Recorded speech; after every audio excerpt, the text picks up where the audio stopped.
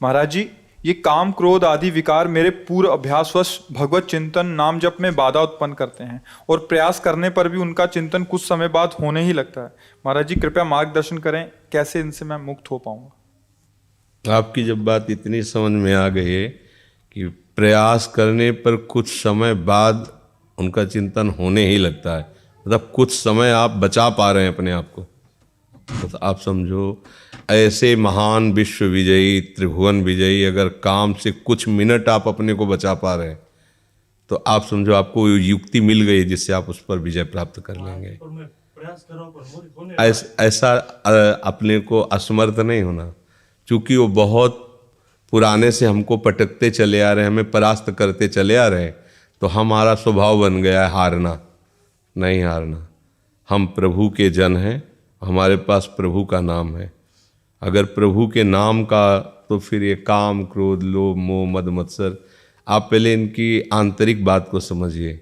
इनका निवास, जैसे किसी दुश्मन को मारना हो तो उसका निवास खोजे, उसकी कमजोरी खोजे, तभी तो उसको परास्त किया जा सकता है। तो काम का निवास जानते हो कहाँ है? अहंकार पर, देहाभिमान पर काम का निवास। अंतःकरण में 4 करण है, मन बुद्धि चित्त अहंकार। इस अहंकार में मैं पुरुष हूँ, मैं स्त्री हूँ, मैं भोगता हूँ, मैं करता हूँ, ये इसकी भूमि है, इस पर ये टिकता है और ये निरंतर नहीं कहीं वास कर सकता। भगवान करें आगमा पर ये आता जाता है। कहाँ आता जाता है? अहंकार में आता जाता है। इसके घर का दरवाजा बंद करना पड़ेगा आने का। जब तक आप अपने में कुछ भी बल समझते हैं अहंकार, तब तक ये आपको परास्त करता रहेगा।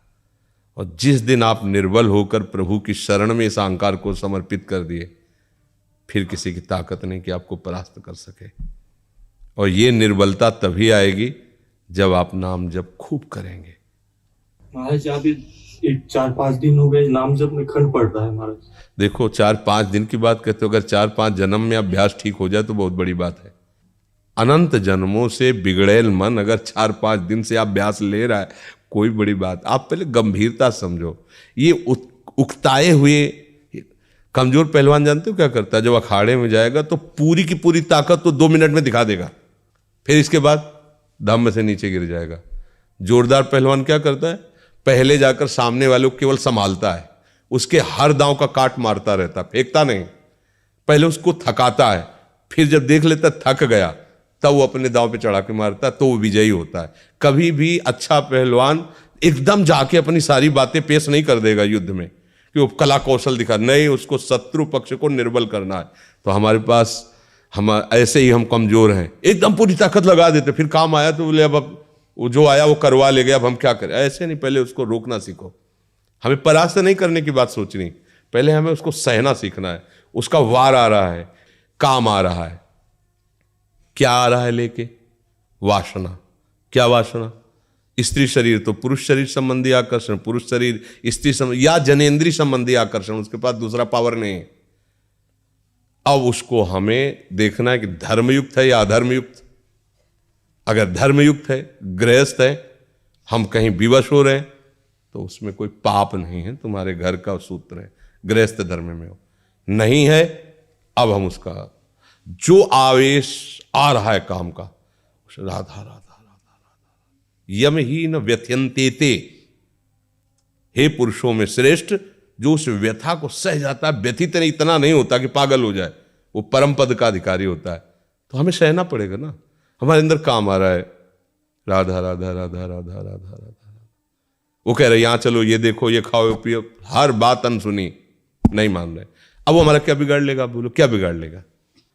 अब हम उसको इतना प्यार करते हैं कि दुश्मन ही नहीं मानते। वो कहता है वहां चलो, हम खड़े हो जाते हैं। वो कहता है ये करो, हम कर देते हैं। वो कहता है ये देख लो, हम देख लेते हैं। वो कहता है सूंघ लो, हम सूंघ लेते हैं। वो ये छू लो, हम छू लेते हैं। अब हम उस पर विजय प्राप्त कर पाएंगे?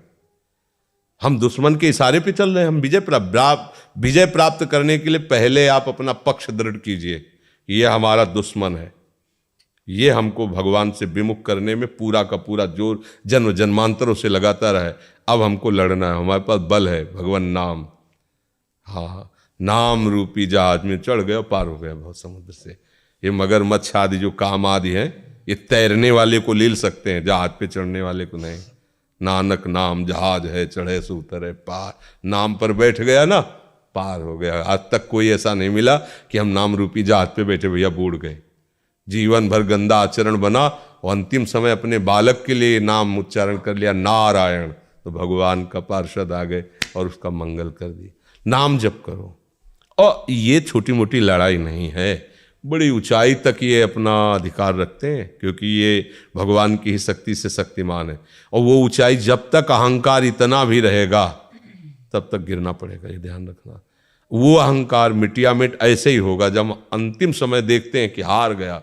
ये जीव बहुत कपटी है, ये कहेगा कि मैं हार गया, लेकिन अंदर से नहीं हारता। भगवान अंदर की बात देखते हैं। जब अंदर से हार गया तो हरि गुरु उसकी बाँह पकड़ लेते हैं। फिर गुरु मेहरबान, चेला पहलवान, कोई उसे परास्त ही नहीं कर सकता, कोई परास्त नहीं। ऐसा नहीं कि ये काम क्रोध केवल आपको ही सताए हैं, ये संतों को तो आते ही नहीं हैं या आए ही नहीं हैं। सबको रोना पड़ा है, सबको भगवान से प्रार्थना, नाथ मुझे बचा लो। और प्रभु का नाम, प्रभु का बल, धीरे धीरे ऐसी स्थिति, ऐसी ऊंचाई आई कि वो छू ही नहीं पाते उन्हें, निर्मल अवस्था में भगवान। और आगे चलकर तो कोई काम आदि रह ही नहीं जाते, सब भगवत स्वरूप हो जाते हैं, सब भगवान है, सब में प्रभु ऐसा अनुभव होने लगता है। पहली बात तो घबराओ मत। ये जो हमारा रोना धोना शुरू हो जाता है, ये सबसे बड़ी हानि है। शत्रु पक्ष के लिए तुम इतने कमजोर हो गए हो। अरे भाई ऐसा नहीं, हम भगवान के बच्चे हैं यार, मतलब ऐसा क्या। वो भगवान की शक्ति से शक्तिमान होकर त्रिभुवन में झंडा फहरा रहा है और हम भगवान के बच्चे होकर रो रहे हैं यार, कैसे। मतलब हम भगवान को अपना नहीं माने, इसीलिए सच्ची बात है। जिस दिन आप अपने गुरु के हो जाओगे, भगवान के हो जाओगे, तो आपके अंदर एक तेज आ जाएगा, एक शक्ति आ जाएगी, सबसे लड़ने की सामर्थ्य आ जाएगी। साधु अकेला होता है, पूरा संसार एक तरफ होता है। सच्ची बात वाले में जो सत्य मार्ग के साधु है, अकेला होता है। हर संसार का व्यक्ति, वस्तु, स्थान उसको परास्त करने के लिए होता है, और वो अपने चिंतन को सबसे समेट कर एकमात्र भगवान में लगाता है। तभी जयति जयति जग उच्चरे, तभी उसको नमस्कार करते, उसे प्रणाम करते हैं। तो वो तुम भी बन सकते हो, गृहस्थ में होते हुए भी वैसे बना जा सकता है। इसलिए हमारी प्रार्थना है, पहले तो आप रोइए मत, किसी भी पीड़ा में रोइए। रोना है तो प्रभु के प्यार में रोइए, बस। ये आंसू केवल प्रभु के प्यार के लिए नहीं, हर परिस्थिति को सहने के लिए तैयार रहो। भगवान के जन हो, ऐसे छोटी मोटी बात आई रो दिया बच्चों की तरह नहीं। 100 बार गिरेंगे फिर भी हम चढ़ाई करेंगे इस पर। इसका अभ्यास है हमको नष्ट करने का। तो आज से हम प्रण लेते हैं कि तू हमें कितनी बार गिराएगा। अविनाशी का बच्चा हूं, अविनाशी ही हूं। शरीर बदलते रहेंगे लेकिन हम तेरे को देख लेंगे एक दिन। एक दिन तुम जीत जाओगे। बस ये होता है कि हम लोगों को आत्मबल छीन हो गया विषयों से, तो लगता है हमारे बस की बात नहीं। साधु महात्मा कोई जीत सकता है? साधु महात्मा आकाश से थोड़ी उतरते हैं, माँ के गर्भ से ही पैदा होते हैं। और उन्होंने गुरु कृपा से बात समझी और जीवन में सहा, तो सहते सहते बाढ़े भगत, वो भगवान के स्वरूप हो गए। फिर हम उन्हें संत नहीं कहते, साक्षात भगवान कहते, वो तो भगवंत है, वो भगवान का स्वरूप है। तो आप भी तो भगवान के बच्चे हो। जितनी सामग्री यहाँ है उतनी सामग्री आप में है, अंतर नहीं है। आप जगा लो, आपके सब हृदय में है, आप जगा लो। जितना चाहो उतना आप ज्ञान प्राप्त कर लो, आनंद प्राप्त कर लो, भक्ति प्राप्त कर लो। ये घबराने वाला मार्ग नहीं, डरने वाला मार्ग नहीं, उदास होने वाला मार्ग नहीं। 100 बार गिरो फिर भी पीछे मुड़ो मत, अगला कदम आगे बढ़ाओ, जीत जाओगे, क्योंकि प्रभु हैं। अगर यार 100 बार हार गया तो अब क्या होगा? नहीं, ये अगर प्रभु का बल लेकर हमको परास्त करता है तो हम भी प्रभु का बल ले। हम भी तो अविनाशी हैं, हमारा स्वरूप अविनाशी है, शरीर विनाशी, शरीर बदलते रहेंगे। देखेंगे एक दिन तो तेरे पर विजय प्राप्त, पक्का जीत जाओगे। अगर जीत न जाते तो शास्त्र में ऐसा न लिखा होता, साधु महात्मा ऐसे ना होते। इसलिए अच्छे से देखो, आप छोटे छोटे बच्चियाँ, भगवान का कोई मनोरंजन नहीं, भगवान का आश्रय लेकर रूखा सूखा जो बनते हैं खाते रात दिन। अभी देखो पाठ में लगी, संस्कृत का ग्रंथ है राधा सुधा निधि, इतनी इतनी बच्चियां हैं। बड़े बड़े संस्कृत के ज्ञान रखने वाले भी चूक कर देते हैं, वो ऐसा ग्रंथ है महामहिम, और उसको देखो बच्चे गा रहे हैं। क्या हुआ? अभ्यास। क्या हुआ? समर्पण। हमारा लक्ष्य भगवत प्राप्ति। छोटे छोटे बच्चों के टसक में हमारे माई श्यामा जी को रात। अब हम उसी मन को गलत आचरणों में लगा दिया, तो अब जवान हुए तो अब गलती हम पर राज्य कर रही। हमारी तो गलती हुई ना, हम गलत जगह लगा दिया तो अब हमारा अभ्यास गलत हो गया। हमको अभ्यास सुधारना है, बिल्कुल घबराना नहीं। नाम जप हमको अपनी जिह्वा से करना है। ये जो लोग सोचते हैं ना कि हमारा नाम जप होता नहीं, मन से नाम जप, अरे मन सिद्धों का लगता है, जिन्होंने बहुत साधना की तब मन लगा। अब आपको क्या करना है, वहां तक पहुंचने के लिए जीभ से जपो, नाम जप करो, जो गुरु ने दिया उसको जप करो। करते करते वो धीरे धीरे उतरेगा हृदय में, जब हृदय में उतरेगा तो जीभ बंद हो जाएगी, चल रहा है नाम, मन राजी हो गया उसमें। जैसे आपने कहा कुछ मिनट तो लगता है, इसके बाद भाग जाता है, तो कुछ मिनट लगा ना तो आपकी जीत हो गई। अगर 100 में 1% मन लगने लगा तो तुमने नस पकड़ ली मन की। अब 99% आने में देर नहीं लगेगी। क्यों? अनंतो जन्म का बिगड़ेल मन 1% मान गया, बस बस अब तो चढ़ाई कर दो, अब तो देर नहीं लगेगी, वो आ जाए 1% वश में हो गया तो बात बन जाएगी। एक कदम आप सुधार के भगवान की तरफ चलने लगे, जीत हो गई, जीत हो गई, क्योंकि आपके साथ भगवान नाम है, संतों की कृपा है। ये जितने महापुरुष है ना, ये मरते नहीं हैं, ये भगवत स्वरूप है, ये गुरुजन महापुरुष विराजमान। जब आप भजन के लिए कदम उठाओगे ना तो बिना मांगे इनका आशीर्वाद मिलता है। ये कृपा ना करें तो अपने लोग माया मुक्त नहीं हो सकते। ये सब गुरुजनों की कृपा है, जो अव्यक्त रूप से विराजमान संत महात्मा सदगुरुदेव हैं, वो उन कृपा करते हैं, तब हम लोगों के अंदर उत्साह आता है भगवान को। क्योंकि जैसे हम आपको देख रहे हैं तो हम आपसे प्यार कर सकते हैं, लेकिन हमने प्रभु को देखा नहीं, उनसे बात नहीं की। अब उनसे प्यार करना जिनको देखा नहीं, उनके लिए सब कुछ समर्पित करना जिनको देखा है ना, उनको छोड़ना है उनके लिए, कितनी कठिन बात। जिनको देखा नहीं, जिनसे हमने कभी बात नहीं की, उनके लिए सब कुछ काट देना है संसार का, नहीं रखना किसी से प्यार, नहीं हमें कोई भोग भोगने, उनके लिए। ये हमारी सामर्थ्य है।